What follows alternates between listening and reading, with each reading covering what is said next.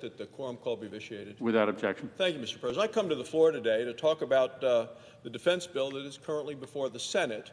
And I note that the majority leader this morning made some mention and some complaints about substantive, timely, and important amendments that are being offered by my colleagues. He was particularly agitated, it seems, about an amendment dealing with communist China. Well, the United States Senate has a lot of work to do by the end of the year. We need to fund the government. We need to prevent a shutdown. We need to deal with the debt ceiling. Democrats are going to need to lift that. We need to make sure that our troops are funded, and we deal with the defense bill. These are some of the important issues that are before the Senate. Yet here we are near the end of the year scrambling to get it all done in just a couple of weeks. No way to run the United States Senate. We haven't had an appropriation bill brought to the floor all year. And the defense bill has been sitting in limbo for months.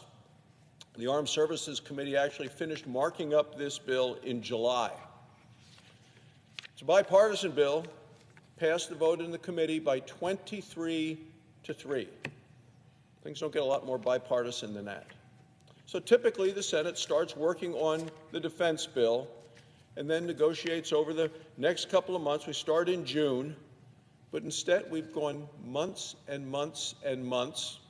We've seen the disastrous collapse and fall and withdrawal in Afghanistan, and yet no defense bill to the floor of the United States Senate. So what did the Democrats try to do instead? Well, they pushed a very partisan agenda, brought to the floor 2 bills on election takeovers, and the Democrats also seem to be very obsessed with their own bill. They want to call it Build Back Better, something like that. I'll tell you, it's a bill that's going to break the backs of American families. So now here we are, just at the deadline, to the majority leaders finally getting around to dealing with a bill that has to do with supporting the troops. Seems to me that's like a kid with a term paper that's due tomorrow. It's the night before, going to start writing the term paper.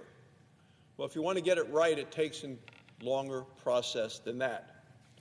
It's a long process generally because it's that important for the nation. Every senator wants to be involved. Yet, through the procrastination by the majority leader, the defense bill has been delayed.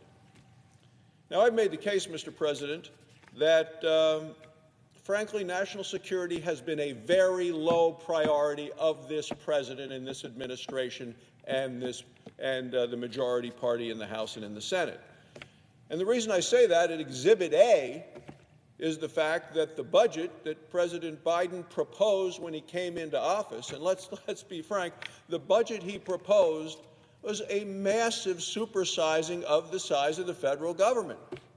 More money for this, more money for that, more money for everything except for 2 items alone. Only 2 items in the entire federal budget came in to grow at a rate less than inflation. Less than inflation. And what were those 2 items? Defense and Homeland Security. That tells me how this administration prioritizes the role of our nation's security for our country. So finally, we've gotten to work on this bill, and there are some concerns because amendments need to be voted on, debated, brought to this floor. I've introduced an amendment with the ranking member of the Foreign Relations Committee to sanction the Nord Stream 2 pipeline. There's bipartisan agreement that that pipeline needed to be sanctioned, and we've been fighting for that together in a bipartisan way through multiple administrations. This is Vladimir Putin's pipeline, to which Joe Biden has given the stamp of approval. It is a weapon that Putin is going to be using to hold half of Europe hostage. And under what this administration has been doing on energy, penalizing American energy production and begging Putin to produce more and sell it to us, this has been a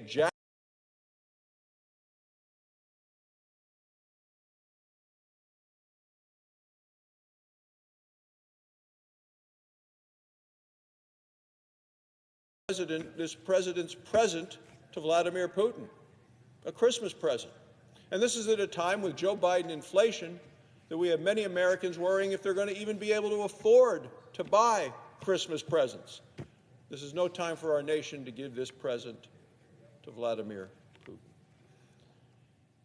Republican senator from Ohio has introduced an important amendment to provide lethal aid to Ukraine. Vladimir Putin has 100,000 troops right now staged on the border with Ukraine. We got to stand by Ukraine and pass that amendment. Senator from Montana has an amendment to block Joe Biden from sending $400,000 to the families of illegal immigrants. An open border is a threat to our nation's security, and these payments would cause a mad rush, if not a stampede, to the country and into the country the way the border has been left open. There are lots of important amendments, and we ought to be having a fair and open debate.